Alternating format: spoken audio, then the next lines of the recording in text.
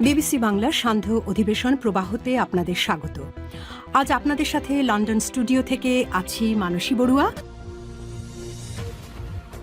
বাংলাদেশের সর্বশেষ গুরুত্বপূর্ণ আপডেট সংবাদে আপনাকে স্বাগত। শুরুতেই সংবাদ শিরোনাম, পরে বিস্তারিত।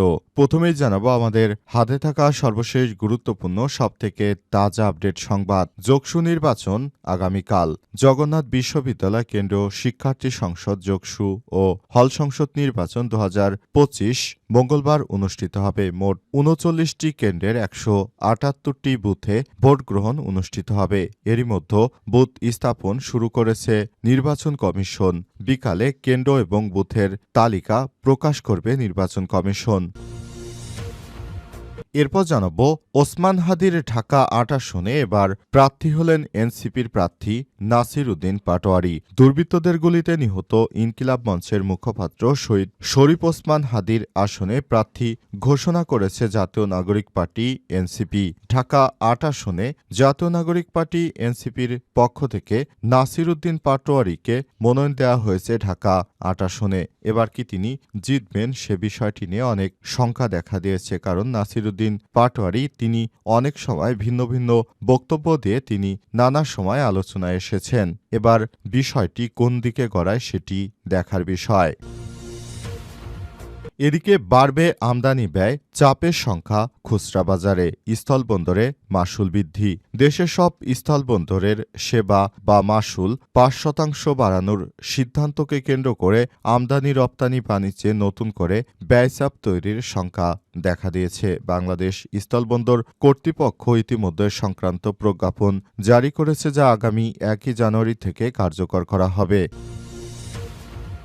এবারে জানাবো হালুয়াঘাট সীমান্ত দিয়ে পালিয়েছে হাদির খুনি, বলছে ডিএমপি। ময়মনসিংহের হালুয়াঘাট সীমান্ত দিয়ে ভারতে পালিয়েছে ইনকিলাব মঞ্চের মুখপাত্র শহীদ শরীফ ওসমান বিন হাদির হত্যাকারী ফয়সাল এবং আলমগীর। আজ ডিএমপির মিডিয়া সেন্টারে আয়োজিত এক সংবাদ সম্মেলনে তথ্য জানায় ডিএমপির অতিরিক্ত police commissioner crime and operations SN Mohammad Nazrul Islam. এবং সর্বশেষ জানাবো সিরিয়ার বিক্ষোভে নিহত ৩। সিরিয়ার পশ্চিম অঞ্চলে আলাউদ জনগোষ্ঠীর বিক্ষোভ চলাকালে অন্তত ৩ জন নিহত হয়েছে। আজ স্থানীয় কর্তৃপক্ষ এই তথ্য নিশ্চিত করেছে। সিরিয়া পক্ষ থেকে এসব বিষয় নিশ্চিত করার পরই এই তথ্য সামনে এলো। প্রিয় দর্শক, এতক্ষণ শুনছিলেন সংবাদ শিরোনাম, এবারে বিস্তারিত। তবে তার আগে বন্ধুরা অনুরোধ থাকবে এই সংবাদটিতে একটি লাইক দিন। এই চ্যানেলে আপনি নতুন হয়ে থাকলে আমাদের সংবাদটি দেখতে দেখতে চ্যানেলটি সাবস্ক্রাইব করে রাখুন। কমেন্ট করে বন্ধুরা আপনার মূল্যবান মতামত জানিয়ে দিন আপনি বিশ্বের কোন দেশ থেকে বা বাংলাদেশের কোন স্থান থেকে আমাদের সংবাদটি দেখছেন এবং শুনছেন। আর বন্ধুরা, সংবাদটি আপনার সোশ্যাল মিডিয়া ফেসবুকে শেয়ার করে বন্ধুদেরও দেখার সুযোগ করে দিন। গাজা যুদ্ধে আপনি যদি নিরীহ ফিলিস্তিনিদের ভালোবেসে থাকেন, কমেন্টে ইয়েস লিখে বিশ্ববাসীকে জানিয়ে দিন। এবারে বিস্তারিত। যোগসু নির্বাচন আগামীকাল। জগন্নাথ বিশ্ববিদ্যালয় কেন্দ্র ছাত্র সংসদ যোগসু এবং হল সংসদ নির্বাচন 2025 কাল মঙ্গলবার অনুষ্ঠিত হবে। মোট 39টি কেন্দ্রে 178টি বুথে ভোট গ্রহণ অনুষ্ঠিত হবে। এরই মধ্যে বুথ স্থাপন শুরু করেছে নির্বাচন কমিশন।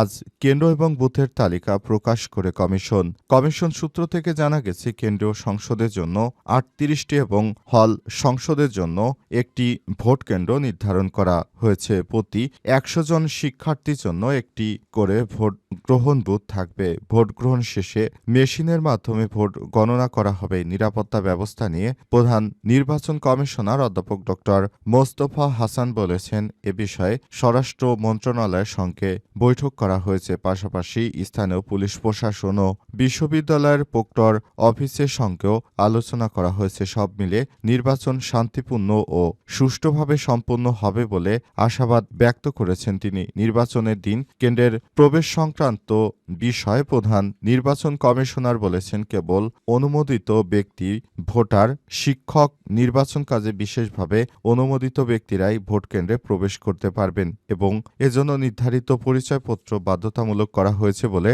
নিশ্চিত করেছেন তিনি আরও বলেন, এই ভোট গ্রহণ হবে অত্যন্ত শান্তিপূর্ণ পরিবেশের মধ্য দিয়ে। ভোট দিতে এসে কেউ যেন কোনো ধরনের অনাকাঙ্ক্ষিত ঘটনা ফেস না করে, সেজন্য আমরা সব ধরনের চেষ্টা করছি।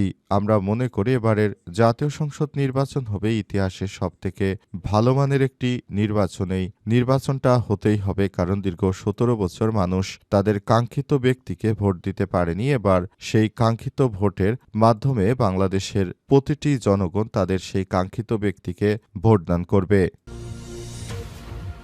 ওসমান হাদির ঢাকা ৮ আসনে এনসিপির প্রার্থী নাসির উদ্দিন। দুর্বৃত্তদের গুলিতে নিহত শরীফ ওসমান হাদির আসনে প্রার্থী দিয়েছে জাতীয় নাগরিক পার্টি এনসিপি। এনসিপির পক্ষ থেকে বলা হয়েছে যে শহীদ শরীফ ওসমান হাদির পরিবর্তে এবার জাতীয় নাগরিক পার্টি এনসিপির পক্ষ থেকে নাসির উদ্দিন পাটোয়ারিকে এই নির্বাচনে অংশগ্রহণ করার জন্য তারা মনোনয়ন দিয়েছে। এনসিপির পক্ষ থেকে আশা করা হচ্ছে নাসির উদ্দিন পাটোয়ারি তিনি জাতীয় সংসদ নির্বাচনে এবার বাংলাদেশ জামাত ইসলামের সঙ্গে জোট গঠনের পর নাসির উদ্দিন পাটোয়ারিকে ঢাকা ৮ আসন থেকে সংসদ নির্বাচন করার জন্য সুযোগ দেওয়া হয়েছে। নতুন বাংলাদেশ গড়ে তোলা হচ্ছে, সেজন্য শিক্ষার্থীরা সবথেকে বড় ভূমিকা পালন করছে এবারের জাতীয় সংসদ নির্বাচনের মাধ্যমে। তাই পুরো বাংলাদেশের মানুষ তাদের কাঙ্ক্ষিত ব্যক্তিকে ভোটদানের মাধ্যমে সবাই যার যার ভোটাধিকার প্রয়োগ করতে পারবে। দীর্ঘ প্রায় ১৭ বছর ধরে মানুষ ভোট দেওয়ার কোনো সুযোগ পায়নি। দিনের ভোট রাতে হয়ে গেছে, কখনো কখনো আবার এই ভোটের মাধ্যমে সম্পূর্ণ পরিবেশ নষ্ট হয়ে গেছে। পুরো প্রক্রিয়াটি একদম ধ্বংস করে দিয়ে গেছে বিগত পালিয়ে যাওয়া স্বৈরাচারী শাসক। এখন সেসব জায়গা থেকে শিক্ষার্থীরা বেরিয়ে আসার জন্য তারা যে নতুন রাজনৈতিক দল গঠন করেছে, তারা বৃহত্তর ঐক্যের স্বার্থে এখন নতুন করে নিজেরা কাজ করছে। এই অবস্থায় শিক্ষার্থীরা আরও বেশি দায়িত্বশীল ভূমিকা পালন করবে বলে আশাবাদ তাদের। স্থলবন্দরে মাশুল বৃদ্ধি, বাড়বে আমদানি ব্যয়, চাপের সংখ্যা খুচরা বাজারে। দেশের সব স্থলবন্দরে সেবা মাশুলের ৫% বাড়ানোর সিদ্ধান্তকে কেন্দ্র করে আমদানি রপ্তানি বাণিজ্যে নতুন করে ব্যয়চাপ তৈরির শঙ্কা দেখা দিয়েছে। বাংলাদেশ স্থলবন্দর কর্তৃপক্ষ ইতিমধ্যে সংক্রান্ত প্রজ্ঞাপন জারি করেছে। আগামী ১ জানুয়ারি থেকে কার্যকর হবে।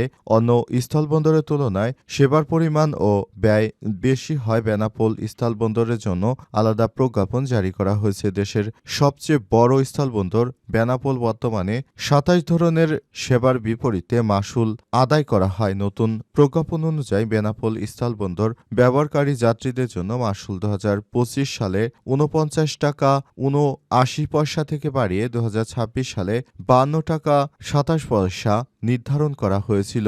লরি প্রবেশের ক্ষেত্রে মাশুল ১৭৫ টাকা ৯০ পয়সা থেকে বাড়িয়ে করা হয়েছে ১৮৪ টাকা ৭০ পয়সা। মোটর কার, জিপ, পিকআপ ও থ্রি হুইলারের জন্য মাশুল নির্ধারণ করা হয়েছে ১১০ টাকা ৮২ পয়সা এবং মোটরসাইকেল ও বাইসাইকেলের জন্য তা ৩৬ টাকা ৯৭ পয়সা। এছাড়াও ট্রাক ও লরির ক্ষেত্রে ওজন মাপার যন্ত্র ব্যবহারে দিতে হবে ৮৮ টাকা ৬৫ পয়সা। কাগজপত্র প্রক্রিয়াকরণ মাশুল নির্ধারণ করা হয়েছে ১৯৫ টাকা ৭ পয়সা। কোনো যানবাহন ইয়ার্ডে রাতযাপন করলে দিতে হবে ১১১ টাকা ৪৯ পয়সা। গুদামে পণ্য রাখার ক্ষেত্রে সময়ভেদে মাশুল বৃদ্ধি করা হয়েছে। সব মিলে বেনাপোল বন্দরে প্রতিটি সেবাতেই বাড়তি খরচ যুক্ত করা হয়েছে। হালুয়াঘাট সীমান্ত দিয়ে পালিয়েছে হাদির খুনি, বলছে ডিএমপি। ময়মনসিংহের হালুয়াঘাট সীমান্ত দিয়ে ভারতে পালিয়ে গেছে ইনকিলাব মঞ্চের মুখপাত্র শহীদ শরীফ ওসমান হাদির হত্যাকারী ফয়সাল এবং আলমগীর। আজ ডিএমপির মিডিয়া সেন্টার আয়োজিত এক সংবাদ সম্মেলনে সব বিষয় নিশ্চিত করা হয়েছে। ডিএমপির পক্ষ থেকে বলা হয়েছে, আমরা তদন্ত করে দেখেছি ভারতে পালিয়ে গেছে হাদির খুনিরা। হাদির খুনিদেরকে ধরার জন্য আমরা সব রকমের তৎপরতা চালিয়েছিলাম, তবে অবশেষে আমরা স্বীকার করছি যে শহীদ শরীফ ওসমান হাদির হত্যাকারীরা বাংলাদেশ ছেড়ে ভারতে পালিয়ে গেছে এবং এই ভারতে পালিয়ে যাওয়ার ফলে ডিএমপির পক্ষ থেকে সবার প্রতি একরকম দুঃখ প্রকাশ করা হয়েছে। ডিএমপির পক্ষ থেকে আরও বলা হয়েছে, আমরা শহীদ শরীফ ওসমান হাদির হত্যাকারীকে গ্রেপ্তার করার জন্য সর্বোচ্চ প্রচেষ্টা করেছিলাম, কিন্তু দুঃখের বিষয় আসলে আমরা সেটি করতে সম্পূর্ণ ব্যর্থ হয়েছি। তাই বলতে চাই, এখন এই বিষয়ে সরকারকে দায়িত্বশীল ভূমিকা পালন করতে হবে। ভারতের সঙ্গে বন্দি প্রত্যর্পণ চুক্তি অনুযায়ী ভারত থেকে খুনিকে আবার দেশে ফিরে আনার চেষ্টা অব্যাহত রাখতে হবে। বাংলাদেশের অভ্যন্তরে যে সমস্যার সৃষ্টি হয়েছে, এই সমস্যা মূলত শুধুমাত্র বাংলাদেশ নয়, পুরো ভারতবর্ষে আবার নতুন করে